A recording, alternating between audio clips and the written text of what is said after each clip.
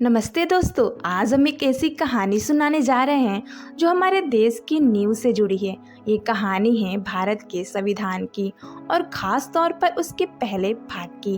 क्या आप जानते हैं कि भारतीय संविधान दुनिया का सबसे लंबा लिखित संविधान है। इसमें कुल 25 भाग हैं, 448 अनुच्छेद, 12 अनुसूचियाँ और कई संशोधन। लेकिन आज हम बात करेंगे भारतीय संविधान के भाग 1 के बारे में। कल्पना कीजिए, साल 1947 भारत आज़ाद हो चुका है, लेकिन अब सवाल ये है कि इस विशाल देश को कैसे एकजुट रखा जाए। लाखों लोग, अलग अलग भाषाएं, संस्कृतियां, राज्य, सबको एक धागों में पिरोना है। इसी चुनौती से निपटने के लिए डॉक्टर भीमराव अंबेडकर और उनकी टीम ने संविधान बनाया।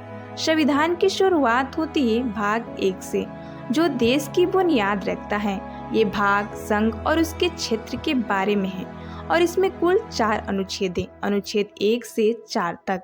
ये 4 अनुच्छेद देश की पहचान, उसके क्षेत्र और राज्यों के निर्माण की कहानी बयां करते हैं। आइए इन्हें एक एक करके कहानी की तरह समझें, जैसे कोई पुरानी लोक कथा।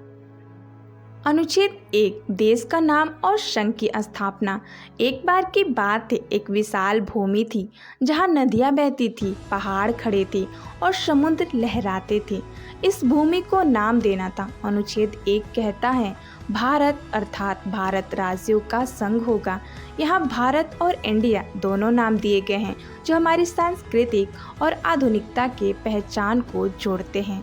ये अनुच्छेद बताता है कि भारत राज्यों का संघ है, न कि कोई साम्राज्य। कल्पना कीजिए, जैसे एक परिवार में सब भाई बहन मिलकर रहते हैं, वैसे ही राज्य मिलकर भारत बनाते हैं। और देश का क्षेत्र, वो पहली अनुसूची में बताए गए राज्यों, संघ राज्य क्षेत्र और किसी भी अधिगृहित क्षेत्र से मिलकर बनता है। ये अनुच्छेद देश की एकता की नींव है। बिना इसके हमारे देश बिखर सकता था। अनुच्छेद 2 संसद को अधिकार देता है कि वो नए राज्यों को संघ में प्रवेश दे सकती है या नए राज्य बना सकती है, लेकिन शर्तों के साथ। जैसे 1950 के दशक में सिक्किम को शामिल किया गया या हाल ही में जम्मू कश्मीर को 2 संघ राज्य क्षेत्र में बांटा गया। ये अनुच्छेद लचीलापन देता है ताकि देश की जरूरतों के हिसाब से बदलाव हो सके। बिना इसकी हमारा देश पुराना ढर्रे पे अटका रह जाता। अनुच्छेद 3, राज्यों का निर्माण, नाम बदलना या सीमाओं में बदलाव। अब कहानी में ट्विस्ट आता है। क्या होगा अगर परिवार में झगड़े हों या नए कमरे बनाने पड़े।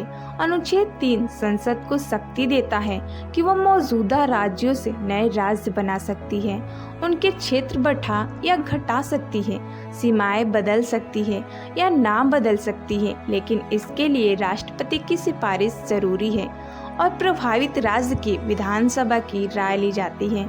हालांकि वो बाध्यकारी नहीं है। उदाहरण के तौर पे 2000 में छत्तीसगढ़, झारखंड और उत्तराखंड का निर्माण या 2014 में तेलंगाना का जन्म और नाम बदला, जैसे बॉम्बे से मुंबई या मद्रास से चेन्नई।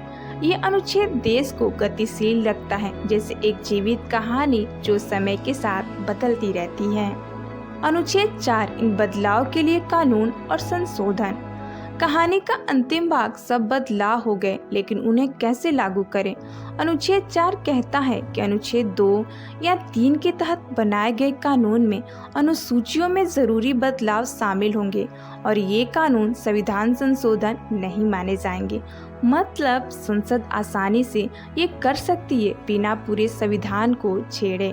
ये अनुच्छेद प्रक्रिया को सरल बनाता है ताकि देश का विकास रुके नहीं, जैसे 2019 में जम्मू कश्मीर पुनर्गठन अधिनियम के तहत बदलाव हुए।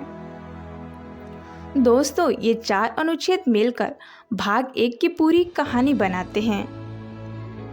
ये देश की भौगोलिक और प्रशासनिक नींव है जो हमें एक मजबूत संघ बनाते हैं। संविधान की ये शुरुआत हमें याद दिलाती है कि भारत न सिर्फ एक देश है बल्कि एक सपना है, एकता में विविधता का। अगर आपको यह कहानी पसंद आई तो लाइक, शेयर और सब्सक्राइब करें। अगले वीडियो में मिलते हैं।